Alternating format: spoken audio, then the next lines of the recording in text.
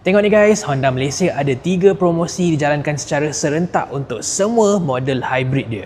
Nombor 1, korang boleh dapat rebate sebanyak RM12,000 and free service 2 tahun for a new hybrid model. Nombor 2, kalau jadi beli, korang boleh menang a chance to drive the Honda Prelude Hybrid Sports Coupe baru tu selama 1 minggu. Nombor 3, owner-owner Honda Hybrid sekarang pun boleh menang free service selama 1 tahun juga dengan the Hybrid Done Right Contest. So jom saya perincikan satu persatu.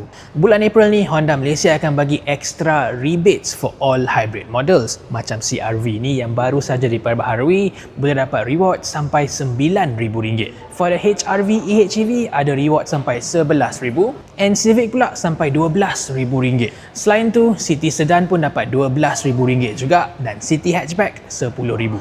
On top of that, dia bagi free service selama 2 tahun juga for all hybrid model. So korang boleh jimat minyak dan maintenance. Next, kalau jadi register a new Honda Hybrid antara bulan April sampai end of June, korang boleh menang a chance to experience the all new Honda Prelude selama 1 minggu. Model Hybrid Sports Coupe baru ni belum dilancarkan lagi pun, tapi korang boleh buat a long test drive, bawa balik rumah, simpan bukan sehari, bukan 2 hari, tapi 7 hari. Kalau menang yang ni, member semua confirm jealous sebab inilah model Honda paling special sekali. Last sekali is for existing Honda Hybrid owners. Yang ni memang banyak lah sebab Honda dah jual hybrid di Malaysia ni lebih 20 tahun dah.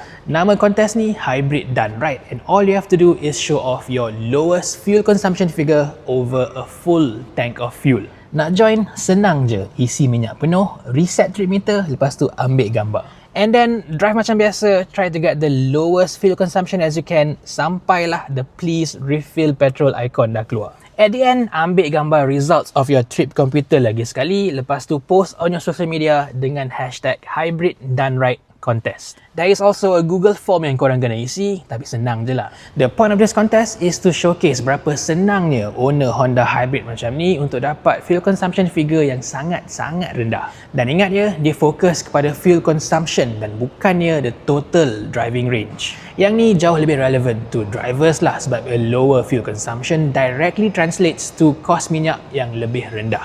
Sama ada kereta tu boleh jalan lebih 1000 km in one tank, tak kisahlah sebab isi minyak sekejap je. Berapa jauh korang boleh jalan for every liter tu lagi penting. Kontes ni berjalan dari sekarang sampai akhir bulan Jun dan Honda Malaysia akan announce 5 pemenang setiap 2 minggu. All the winners akan dapat free service for their Honda Hybrid selama 1 tahun. Again, ini win-win situation lah. Dah jimat minyak, lepas tu maintenance pun jadi percuma. So ni dia guys, promosi untuk semua model Honda Hybrid. Kalau korang takut harga minyak akan naik, Budi 95 punya kuota pun turun, and you're not ready to go full EV just yet, ataupun tak boleh charge kat rumah for a PHEV, mungkin model hybrid macam Honda EHEV ni is your ideal choice. Korang setuju ke tak setuju? Tulis kat bawah.